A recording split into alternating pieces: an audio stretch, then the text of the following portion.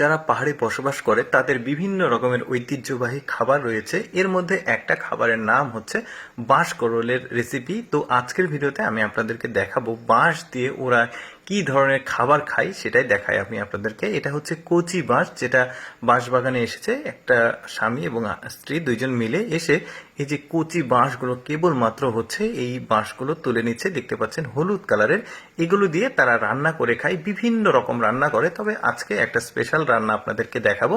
চলুন পুরো ভিডিওটা আমরা উপভোগ করতে থাকি। এই যে দেখতে পাচ্ছেন সব বাঁশকরলগুলো তোলা হয়ে গেছে, এটাকে কিন্তু আবার বাঁশকরল বলা হয়।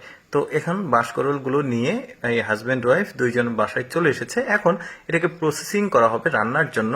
মানে শক্ত যে অংশগুলো সেগুলো কেটে কেটে ফেলে দেওয়া হচ্ছে, আর ভেতরের যে নরম অংশটুকু শুধুমাত্র সেটাই নেওয়া হচ্ছে। এখন চুলাতে মানে খড়ি দিয়ে জাল দেওয়ার প্রসেসিংটা করছে। এবার ওই যে প্রসেসিং করা যে বাঁশকরলগুলো এইগুলো বাসার মধ্যে নিয়ে গিয়ে ওই যে চুলাতে পানি গরম করেছে, এই গরম পানির মধ্যে দেওয়া হচ্ছে। এগুলোকে সেদ্ধ করবে, চালটা একটু বাড়িয়ে দেওয়া হয়েছে।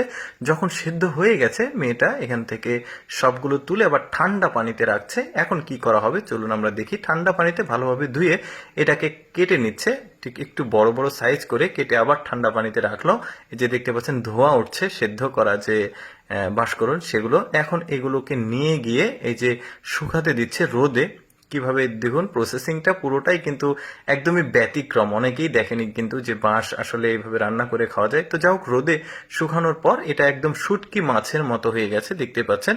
এখন গরম পানি দেওয়া হচ্ছে এই শুটকি যে বাঁশকরল তার মধ্যে দিয়ে, দেখুন ফুলে উঠছে এটা।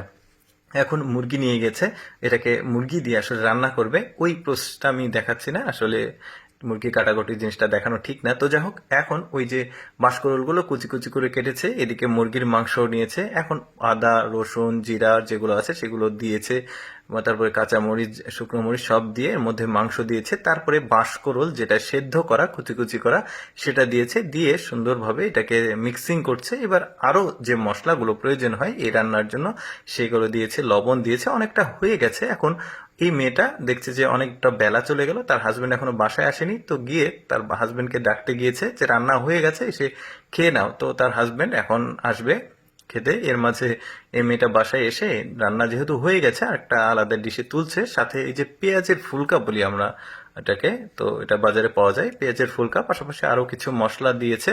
দিয়ে এটাকে খাবারের জন্য একদম পুরো প্রিপেয়ার করে নিয়েছে। এর মধ্যে তার হাজবেন্ড বাসায় চলে এসেছে, এখন দুইজন মিলে এই রান্নাটা আসলে খাবে। কি চমৎকার দৃশ্য দেখুন দর্শক।